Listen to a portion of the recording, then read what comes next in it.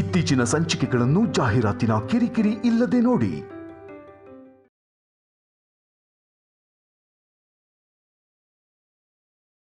ಅಷ್ಟು ದೂರ ಹೋಗಿ ಅವಳಿಗೆ ಶಿಕ್ಷೆ ಕೊಡಿಸೋ ಅವಶ್ಯಕತೆ ಇಲ್ಲ. ಆನಂದ ಗಜಪತಿ ವರ್ಮಾ ಸೊಸೆ ಸ್ಥಾನ ಹೋಗಿದ ಮರುಕ್ಷಣನೇ ಅವಳ ಜೀವನ ಏನು ಅಂತ ಅವಳು ಗೊತ್ತಾಗುತ್ತೆ. ಅವಳು ಅನುಭವಿಸ್ಬೇಕಾಗಿರೋ ಶಿಕ್ಷೆನ ಅವಳು ಅನುಭವಿಸ್ತಾಳೆ.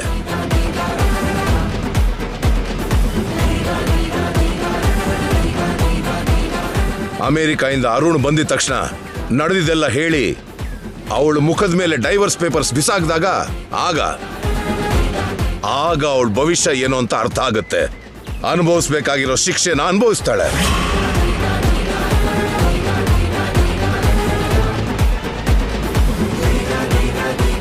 ಅತ್ತೆ ಮನೆನ ಸರ್ವನಾಶ ಮಾಡಿದ ಉತ್ತಮ ಸೊಸೆ ಅಂತ ಸಮಾಜ ಛೀ ಅಂತ ಮುಖದ ಮೇಲೆ ಉಗಿತಿದ್ರೆ ಆಗ ಅವಳ ಬೆಲೆ ಏನು ಅಂತ ಅವಳಿಗೆ ಗೊತ್ತಾಗುತ್ತೆ. ಅನುಭವಿಸ್ಬೇಕಾದ ಶಿಕ್ಷೆನ ಅವಳು ಅನುಭವಿಸ್ತಾಳೆ.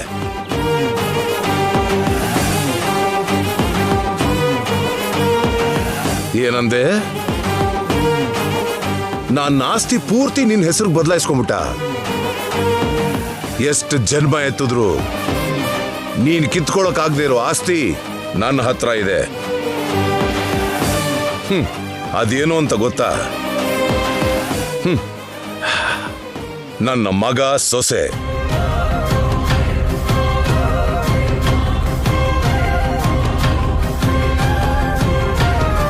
ಇವ್ರ ಮೀರಿದ ಆಸ್ತಿ ನನ್ಗೆ ಯಾವುದೂ ಬೇಕಾಗಿಲ್ಲ. ಈ ಆಸ್ತಿ ಸಾಕು. ಈ ಜನ್ಮ ಎಲ್ಲ ನೆಮ್ಮದಿಯಾಗಿ ಬದುಕೋದಿಕ್ಕೆ.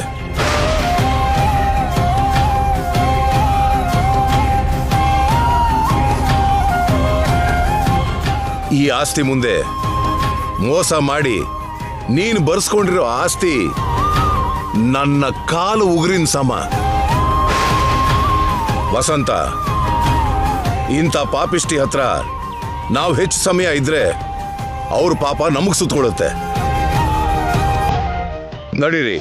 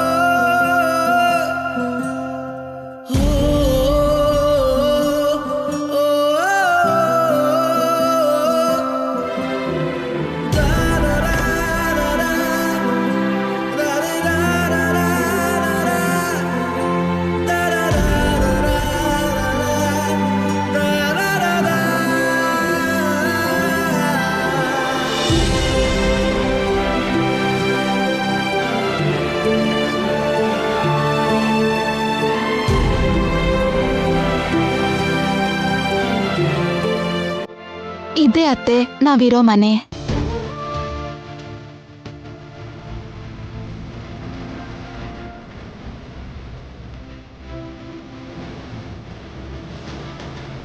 ಇದು ಹಾಲ್.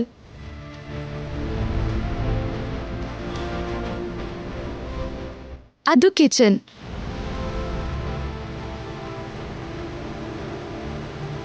ಅದು ಬೆಡ್ರೂಮ್ ಅತ್ತೆ. ಬನ್ನಿ ಅತ್ತೆ.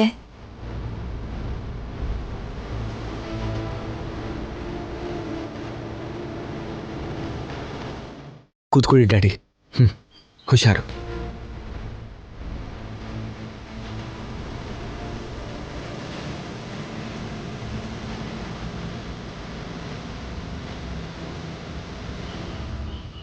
ಇಂದ್ರಭವನದಲ್ಲಿ ರಾಜಭೋಗ ಅನುಭವಿಸ್ಬೇಕಾದವ್ರು ನೀವು. ಇಂಥ ಮನೇಲಿ ಎಷ್ಟು ಕಷ್ಟಪಡ್ತಿದ್ದೀರಪ್ಪ.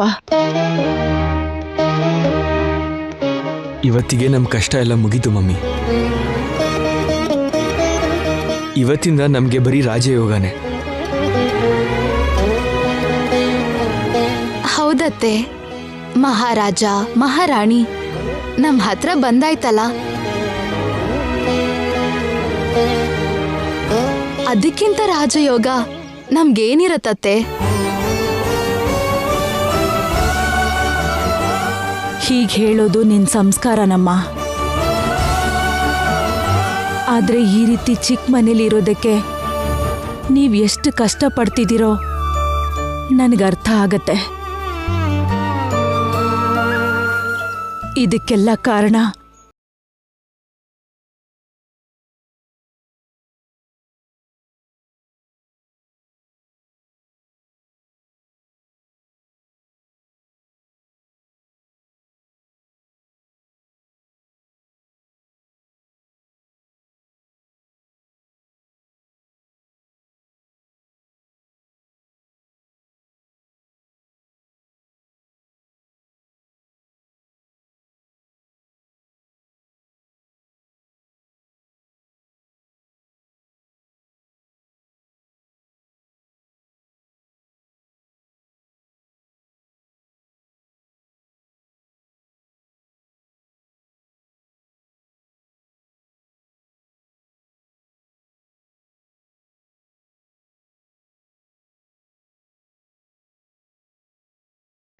ಇದು ನಿಮ್ಮನೆ.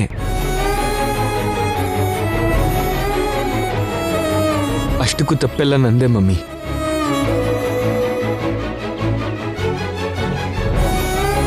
ಅವತ್ತು ನೀವು ಐಶ್ವರ್ಯ ಅತ್ತಿಗೆ ಮಾತು ನಂಬಿ ಹಾಗ ಆವೇಶದಿಂದ ಶ್ಯಾಮಂಗ್ ಒಂದ್ ಮಾತು ಹೇಳಿದ್ರು ಕೂಡ ಏನೋ ಆವೇಶದಲ್ಲಿ ಹೇಳಿದ್ದಾರೆ ಅಂದ್ಕೊಂಡು ಸುಮ್ಮನೆ ಇರ್ದಂಗೆ ನಾನು ನಿಮ್ಮ ಹತ್ರ ಗಲಾಟೆ ಮಾಡ್ಕೊಂಡೆ.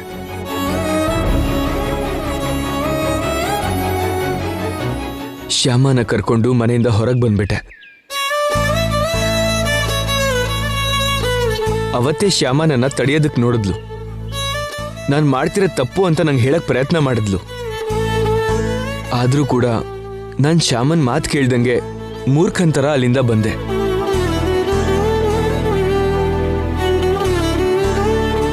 ನಾನು ಹಾಗೆ ಮನೆಯಿಂದ ಬರ್ದೇ ಇದ್ದಿದ್ರೆ ಐಶ್ವರ್ಯ ಅತ್ತಿಗೆ ಹೀಗೆ ಮಾಡಕ್ ಆಗ್ತಾ ಇರ್ಲಿಲ್ಲ.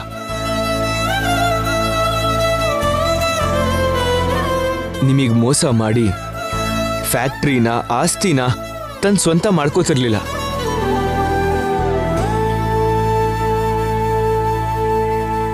ಅಣ್ಣಂದಿರಿಬ್ರು ಮನೇಲಿ ಇಲ್ದೇ ಇದ್ದಿದ್ದು. ಹೀಗೆ ನಾವು ಇಲ್ದೇ ಇದ್ದಿದ್ದಕ್ಕೆ ಅವಳದ್ದೇ ರಾಜ್ಯಭಾರ ಆಗೋಯ್ತು. ನಿಜಾನೇನಪ್ಪ, ಒಂದ್ ರೀತಿಲಿ ನೀನ್ ಹೇಳ್ತಿರೋದು ಕರೆಕ್ಟೇ.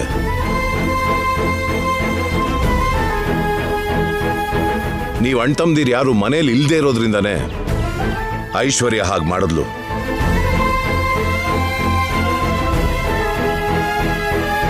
ನಿಮ್ಮಮ್ಮನ ಮುಂದೆ ಒಳ್ಳೆ ತರ ನಡ್ಸಿ ನಿಮ್ಮಮ್ಮನ್ನ ಬುಟ್ಟಿಗೆ ಹಾಕೊಂಡ್ಲು.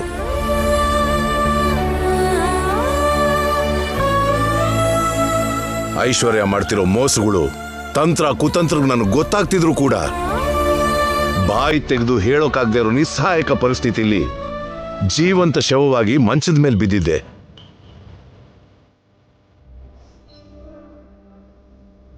ಅದಕ್ಕೆ ಅಷ್ಟೆಲ್ಲ ನಮ್ಮನ್ನು ಮೋಸ ಮಾಡಿಬಿಟ್ಲು ಐಶ್ವರ್ಯ. ಹೋಗ್ಲಿ ಬಿಡಿ ಮಾವ. ಐಶ್ವರ್ಯ ಅಕ್ಕ ಎಷ್ಟೆಲ್ಲ ಕುತಂತ್ರ ಮಾಡಿದ್ರು, ನಮ್ಗೆ ಎಷ್ಟು ಮೋಸ ಮಾಡಿದ್ರು, ನಿಮ್ಗೇನಾಗಿಲ್ಲ ಅಲ್ವಾ? ಆ ವಿಷಯದಲ್ಲಿ ನಾವ್ ಅದೃಷ್ಟವಂತರು. ನಿಜಾನೇ ಅಮ್ಮ. ನಿಮ್ಮ ಮಾವ ಮಂಚದ ಮೇಲೆ ಇದ್ದಿದ್ರಿಂದ ಅವರಿಂದ ತನಗೇನೂ ತೊಂದರೆ ಇಲ್ಲ ಅಂತ ಅವರನ್ನ ಸುಮ್ಮನೆ ಬಿಟ್ಟಿದ್ದಾಳೆ.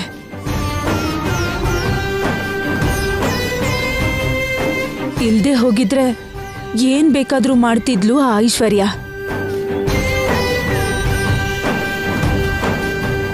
ನಡೆದಿದ್ದೇನೋ ನಡೆದು ಹೋಯ್ತು ಅತ್ತೆ. ಅದೆಲ್ಲ ಒಂದ್ ಕೆಟ್ಟ ಕನ್ಸು ಅಂದ್ಕೊಂಡು ಮರ್ತೋಗೋಣ. ಇಷ್ಟು ದಿನ ಆದ್ಮೇಲೆ ನಮ್ಮ ಮೇಲೆ ನಿಮ್ಗಿರೋ ಕೆಟ್ಟ ಅಭಿಪ್ರಾಯ ಹೋಗಿ ನಿಮ್ಮ ಮನ್ಸಲ್ಲಿ ನಮಗೆ ಜಾಗ ಸಿಕ್ಕಿದೆ, ಅಷ್ಟೇ ಸಾಕು.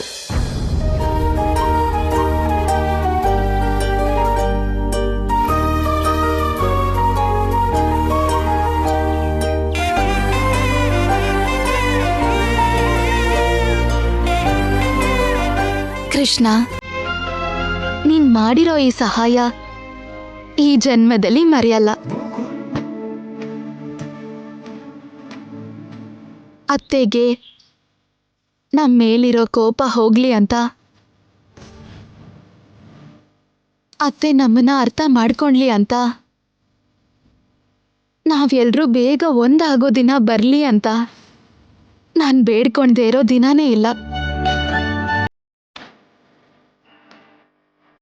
ಇಷ್ಟು ದಿನ ಆದ್ಮೇಲೆ ನಮ್ಮನ್ನ ಕ್ಷಮಿಸಿದ್ಯಾ?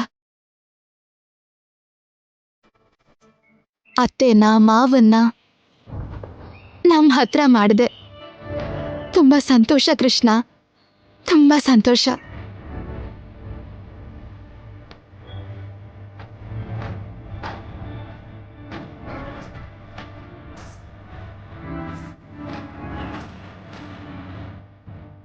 ಅತ್ತೆ, ಮಾವ, ನೀವ್ ಹೋಗಿ ಕೈ ಕಾಲು ತೊಳ್ಕೊಂಡ್ ಬನ್ನಿ, ತಿಂಡಿ ಕೊಡ್ತೀನಿ.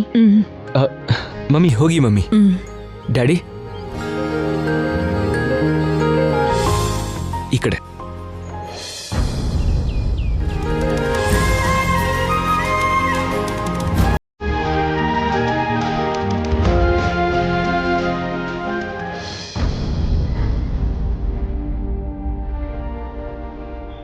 ಅತ್ತೆ, ತಿನ್ನಿ ತಿನ್ನಿ ತಿನ್ನಿ ಅತ್ತೆ.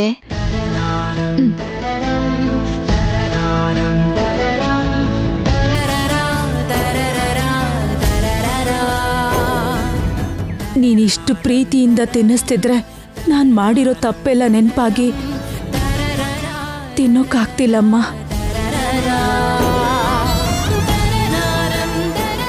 ನನ್ನಿಂದ ನಿನ್ಗಿಷ್ಟ ಅನ್ಯಾಯ ಆದ್ರೂ ಕೂಡ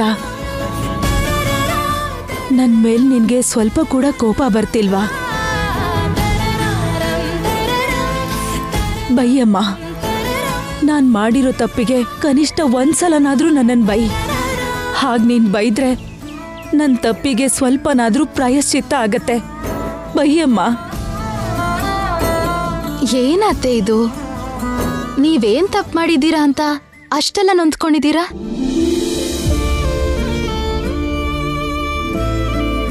ಐಶ್ವರ್ಯನ ನಂಬಿದ್ದೆ ಅಲ್ವಾ ನಾನು ಮಾಡಿದ ದೊಡ್ಡ ತಪ್ಪು. ಅದು ನಿಮ್ ತಪ್ಪು ಹೇಗಾಗತ್ತೆ ಅತ್ತೆ?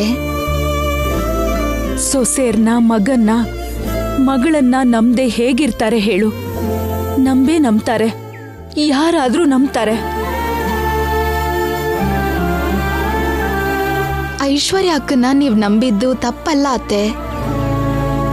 ಅಷ್ಟೆಲ್ಲ ನೀವ್ ನಂಬಿದ್ರು ನಿಮ್ಗೆ ನಂಬಿಕೆ ದ್ರೋಹ ಮಾಡಿದ್ದು ಐಶ್ವರ್ಯ ಅಕ್ಕನ್ ತಪ್ಪು. ಹೌದು ಮಮ್ಮಿ, ಶ್ಯಾಮ ಹೇಳಿದ್ದು 100% ಕರೆಕ್ಟ್. ತಪ್ಪೆಲ್ಲ ಅತಿಗೆದೆ, ನಿಮ್ದಲ್ಲ. ಕೃಷ್ಣನ್ ದಯೆಯಿಂದ ಇಷ್ಟು ದಿನ ಆದ್ಮೇಲೆ ಐಶ್ವರ್ಯ ಅಕ್ಕನ್ ನಿಜ ಸ್ವರೂಪ ನಿಮಗ್ ಗೊತ್ತಾಯ್ತು. ಅಷ್ಟು ಸಾಕತ್ತೆ. ಈ ಕ್ಷಣದಿಂದ ನಮ್ ಕಣ್ಣಲ್ಲಿ ಆನಂದ ಬಾಷ್ಪ ಕಾಣ್ಬೇಕೇ ಹೊರತು ಕಣ್ಣೀರ್ ಬರಬಾರ್ದು.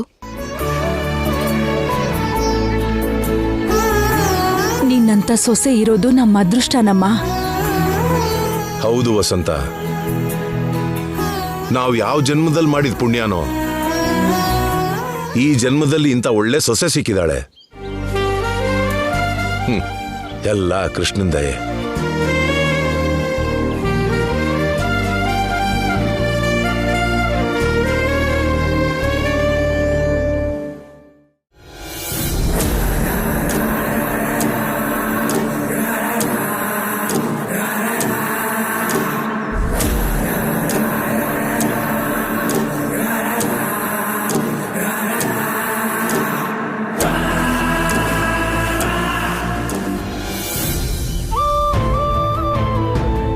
ಇಷ್ಟು ದಿನ A1 ಮಸಾಲಾ ಕಂಪ್ನಿ ಹೆಸರು ನಂಬರ್ 1 ಪೊಸಿಷನಲ್ಲಿತ್ತು. ಈಗ ಕನಿಷ್ಠ ಹೆಸರು ಇಲ್ದಿರೋ ಹಾಗಾಯಿತು.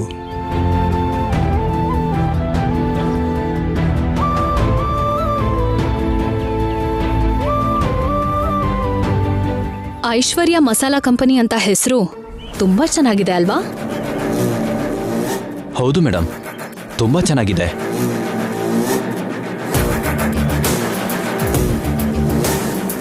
ನೀವೇನ್ ಡಲ್ ಆಗಿದ್ದೀರಾ?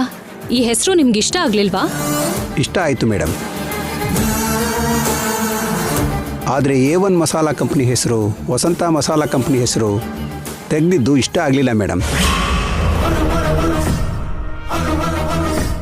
ಯಾಕಿಷ್ಟ ಇಲ್ಲ? ಅಂದರೆ ಎಷ್ಟೋ ಕಾಲದಿಂದ ಇರೋ ಹೆಸರಲ್ವಾ ಮೇಡಮ್, ಅದನ್ನು ತೆಗೆದಿದ್ದಕ್ಕೆ ನೋವು ಆಗ್ತಿದ್ಯಾ? ಹೌದು ಮೇಡಮ್. ಓಹೋ, ಅದಕ್ಕೆ ಆ ಹೆಸರು ತೆಗ್ದು ಹಾಕಿದ್ದು ನಿಮ್ಗೆ ಇಷ್ಟ ಆಗಿಲ್ಲ? ಹೌದು ಮೇಡಮ್. ಮ್ಯಾನೇಜರ್, ಇವ್ರಿಲ್ಲಿ ಕೆಲಸ ಮಾಡೋದು ನನಗಿಷ್ಟ ಇಲ್ಲ. ಇವ್ರಿಲ್ಲಿ ಕೆಲಸ ಮಾಡಿದ್ರೆ ನನಗೂ ತುಂಬ ನೋವಾಗುತ್ತೆ. ತೆಗ್ದುಹಾಕಿ, ಬೇಗ ಇವ್ರನ್ನ ಕೆಲಸದಿಂದ ತೆಗ್ದುಹಾಕಿ. ಅದೇನು ಮೇಡಮ್ ಹಾಗೆ ಹೇಳ್ತಾ ಇದ್ದೀರಾ? ನೀವು ಕೇಳಿದ್ದಕ್ಕಲ್ವಾ ನಾನು ಹೇಳಿದ್ದು. ನಾನು ಕೇಳಿದ್ರು ಸರಿ, ನನಗಿಷ್ಟ ಇಲ್ದಿರೋ ಮಾತನ್ನ ಆಡಬಾರ್ದು. ನನಗಿಷ್ಟ ಇಲ್ದಿರೋ ವ್ಯಕ್ತಿ ಯಾರು ಇಲ್ಲಿ ಕೆಲಸ ಮಾಡಬಾರ್ದು. Get out. ಸರಿ ಮೇಡಮ್, ಹೋಗ್ತೀನಿ, ಖಂಡಿತ ಹೋಗ್ತೀನಿ. ಇಲ್ಲಿವರೆಗೂ ಆನಂದ ಗಜಪತಿ ವರ್ಮಾ ಅವರು ನಮ್ಮನ್ನು ಸ್ವಂತದವ್ರ ಥರ ನೋಡ್ಕೊಳ್ತಾ ಇದ್ರು.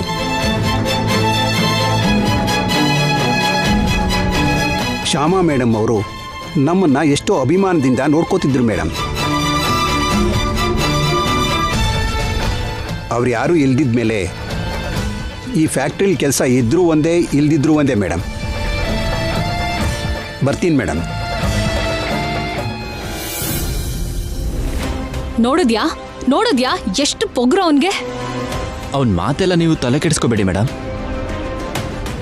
ಇವತ್ತಿನಿಂದ ನೀವು ಈ ಸಾಮ್ರಾಜ್ಯಕ್ಕೆ ರಾಣಿ. ನಿಮ್ಮ ಮಾತೆ ವೇದ. ನೀವು ಹೇಳಿದ್ದೇ ಧರ್ಮ, ನೀವು ಮಾಡಿದ್ದೇ ನ್ಯಾಯ. ಆದಷ್ಟು ಬೇಗ ಈ ಐಶ್ವರ್ಯ ಮಸಾಲಾ ಕಂಪ್ನಿ ಮಾರ್ಕೆಟಲ್ಲೇ ನಂಬರ್ 1 ಮಸಾಲಾ ಕಂಪ್ನಿ ಆಗುತ್ತೆ madam. Thank you very much. Manager madam, ಆ A1 masala company Vasantha masala company ಬೋರ್ಡ್ನ ಹೊರಗೆ ಹಾಕಕ್ಕೆ ಹೇಳು. ಇನ್ಯಾವತ್ತೂ ನನ್ಗದ್ ಕಾಣಿಸ್ಬಾರ್ದು. ಸರಿ ಮೇಡಮ್. ಇಲ್ಲಿ ನೋಡಪ್ಪ, ಈ ಫ್ಲೆಕ್ಸ್ ತಗೊಂಡು ಹೋಗಿ ಎಷ್ಟು ಬನ್ನಿ. ಸರಿ ಸರ್. ಬೇಗ.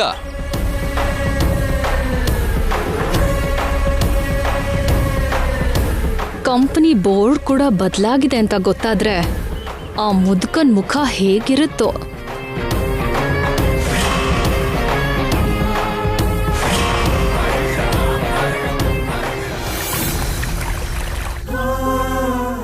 A1 ಮಸಾಲಾ ಕಂಪನಿಗೆ ಒಂದು ಚರಿತ್ರೆ ಇದೆ. ಆ ಚರಿತ್ರೆಗೆ ನಾಮರೂಪ ಇಲ್ದ ಹಾಗೆ ಮಾಡಿದ್ಲು ಐಶ್ವರ್ಯ. ಇನ್ನು ಆ ಹೆಸರನ್ನ ನಾವು ಯಾವತ್ತೂ ಕೇಳಲ್ಲ, ನೋಡಲ್ಲ. ನೋಡ್ತೀರಿ, ಕೇಳ್ತೀರಿ. ಹೇಗ್ ನೋಡ್ತೀವಪ್ಪ? ಕಂಪನಿ ಹೆಸರನ್ನ ಐಶ್ವರ್ಯ ಬದಲಾಯಿಸ್ಲಲ್ಲ. ನಾವು ಮಾಡಿರೋ ಕಂಪನಿಗೂ ಅದೇ ಹೆಸರನ್ನ ಇಟ್ಟಿದ್ದೀವಿ ಡ್ಯಾಡಿ. ಹೌದಾ? ಹೌದು ಡ್ಯಾಡಿ. ಒಂದೇ ಒಂದು ನಿಮಿಷ ಇರಿ.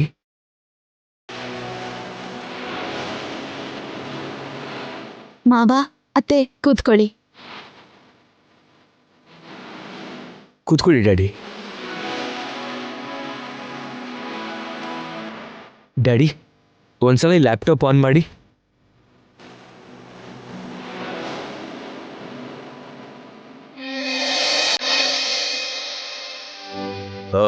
4A.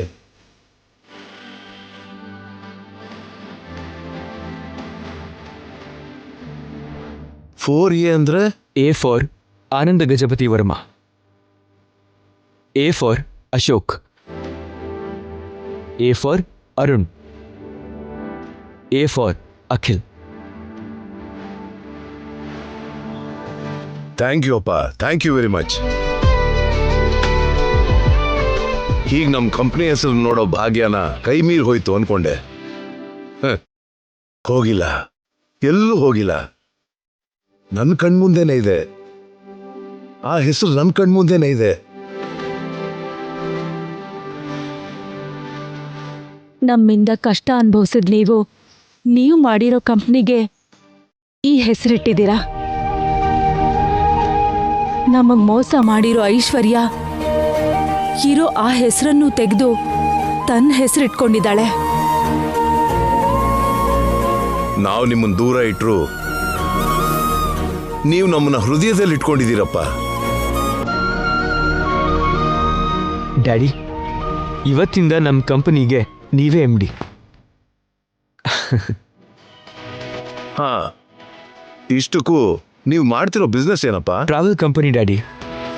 ಟ್ರಾವೆಲ್ ಕಂಪ್ನಿನಾ? ಹೌದು ಡ್ಯಾಡಿ.